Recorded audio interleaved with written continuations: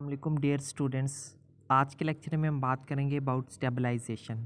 सबसे पहले देखते हैं कि स्टेबलाइजेशन होती क्या है, तो इसको हम स्टार्ट करेंगे इसके इंट्रोडक्शन के साथ। इंट्रोडक्शन में है the process of making operating point independent of changes and variations in transistor parameters is called stabilization. क्या होता है? ये एक ऐसा प्रोसेस होता है जिसमें किसी भी ऑपरेटिंग पॉइंट को इंडिपेंडेंट करते हैं किस चीज़ से, ऑफ चेंजेस एंड वेरिएशंस, यानी कि उसके अंदर जो भी चेंजेस आती हैं या वेरिएशंस आती हैं किसके अंदर, इन अ ट्रांजिस्टर पैरामीटर, यानी कि किसी भी ट्रांजिस्टर पैरामीटर के अंदर जो चेंजेस या वेरिएशंस आती हैं हम जो है वो उस ऑपरेटिंग पॉइंट को हम उस चीज़ से इंडिपेंडेंट बनाते हैं। तो ये जो प्रोसेस होता है उस ऑपरेटिंग पॉइंट को इंडिपेंडेंट बनाने का, उसको हम क्या कहते हैं? स्टेबलाइजेशन कहते हैं। ठीक है। सबसे पहले बात, काजेज ऑफ अनस्टेबलाइजेशन। अनस्टेबलाइजेशन के जो कॉजेज हैं वो क्या क्या हैं, सबसे पहले हम उनको देख लेते हैं, थोड़ा सा यहाँ पे देखेंगे। ठीक है।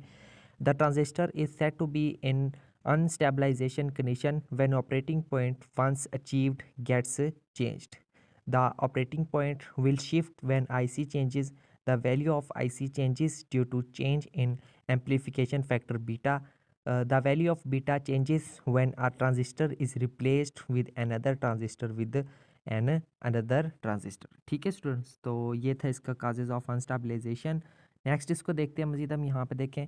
The collector current IC is given by, हम जानते हैं कि जो कलेक्टर करंट IC है वो उसका फार्मूला क्या होता है, हम उसको इस फार्मूले की मदद से फाइंड कर सकते हैं। नेक्स्ट है the collector current IC also changes due to change in temperature. The the value of reverse leakage current ICBO changes when temperature changes. Hence, according to above equation, IC changes when ICBO changes. ठीक है student, तो इसको आप लोगों ने देख लेना, बिल्कुल सिंपल यानी कि लिखा हुआ है जो है वो सिंपल यानी कि लैंग्वेज में।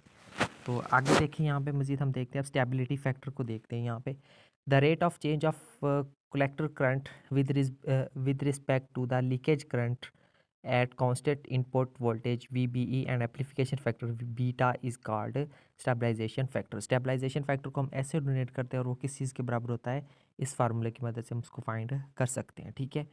Next the system is set to be stable when S has lower value, यानी कि जब हमारे पास स्टेबिलिटी फैक्टर की वैल्यू लोअर होती है ना, तब जो कोई भी सिस्टम है वो स्टेबल होता है। ठीक है। The different biasing schemes has different stability factors. Okay. Next यहाँ पे देखिए मज़ीद, ये यहाँ पे स्टेबिलिटी फैक्टर फॉर फिक्स्ड बाइस। The fixed biasing configuration is shown in diagram, ये इसकी छोटी सी डायग्राम है। ठीक है, इसको आप देख सकते हैं। सो स्टेप नंबर 1 में हम क्या करते हैं, बेस करंट फाइंड करते हैं। तो बेस करंट को हम फाइंड करेंगे इस फार्मूले की मदद से। ठीक है। इसी तरह स्टेप नंबर 2 में हम क्या फाइंड करते हैं, कलेक्टर करंट फाइंड करते हैं। ठीक है। तो कलेक्टर करंट फाइंड करने का जो है वो फार्मूला क्या होता है हमारे पास, ये वाला इसका फार्मूला होता है। ठीक है, यहाँ पे तो नेक्स्ट देखें, differentiate with respect to IC at constant VB and beta, यानी कि अब इस इक्वेशन को हमने दोनों तरफ डिफरेंशिएट कर देना है विद रिस्पेक्ट टू IC। जब हम इसको डिफरेंशिएट करेंगे तो हमारे पास कौन सी इक्वेशन बनेगी, ये वाली इक्वेशन बनेगी। ठीक है।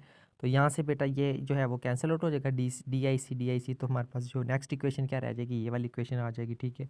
तो फाइनल रिजल्ट हमें क्या मिलेगा, S is equal to 1 plus beta, इसको हम क्या देते हैं, क्वेश्चन नंबर 1। यहाँ पे है, it shows value of S changes due to small change in beta, hence fixed bias configuration is very sensitive biasing scheme. Next देखिए, हमारे पास जो नेक्स्ट टॉपिक है वो क्या है, general expression of stability factor. Stability factor का general expression देखते हैं।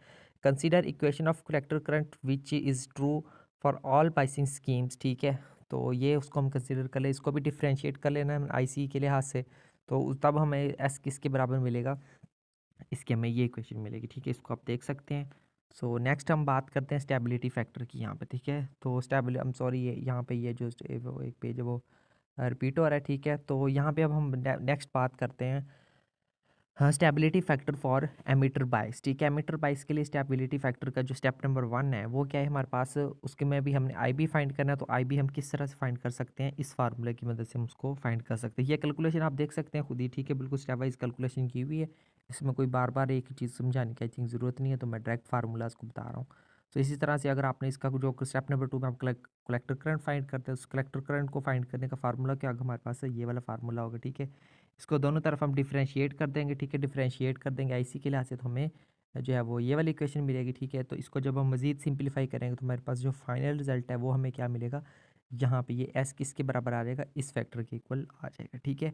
सो नेक्स्ट है the value of stability factor by using general expression. General expression की मदद से जो स्टेबिलिटी फैक्टर की जो वैल्यू है वो हमें मज़ीद क्या मिलेगी, यहाँ से हमें ये मिल जाएगी, ठीक है। तो अगर यहाँ पे हमारे पास जो आर पी है is very very less than beta plus one into R E then neglect R B, तो यहाँ से जो है वो आर बी को हम निगलेक्ट कर देते हैं, यानी कि इस आर बी को निगलेक्ट कर देते हैं, तो पीछे हमारे पास क्या रह जाएगा, ये वाली चीज़ रह जाएगी, ठीक है दोस्तों। और यहाँ से हमारे पास एस की वैल्यू देखिए, फाइनल रिजल्ट हमें एफ की वैल्यू कितनी मिल रही है, 1 मिल रही है, ठीक है। तो स्टेबिलिटी फैक्टर हमारे पास क्या आ रहा है, 1। So the stability is increased then fixed bias configuration due to introduction of R E. So next देखें यहाँ पे मजीद stability factor for collector feedback biasing. The collector feedback biasing configuration is shown in diagram, ठीक है। इसका जो step number 1 में हम आई बी फाइंड करते हैं, तो आई बी को हम फाइंड करेंगे इस फार्मूले की मदद से, ठीक है। सो नेक्स्ट स्टेप नंबर 2 में हम आई सी फाइंड करेंगे। सो आई सी फाइंड करने का हमारे पास फार्मूला ये होगा सिंपली, फिर हम इसको डिफरेंशिएट कर देंगे विद रिस्पेक्ट टू आई सी। सो जब हम उसको डिफरेंशिएट करेंगे तो हमारे पास जो फाइनल रिजल्ट है इसका वो हमें क्या मिलेगा, ये वाला मिल जाएगा, ठीक है। सो नेक्स्ट हम यहाँ पे बात करते हैं stability factor for voltage divider biasing, ठीक है। वोल्टेज डिवाइडर बाइसिंग के लिए हम स्टेबिलिटी फैक्टर को डिस्कस करते हैं।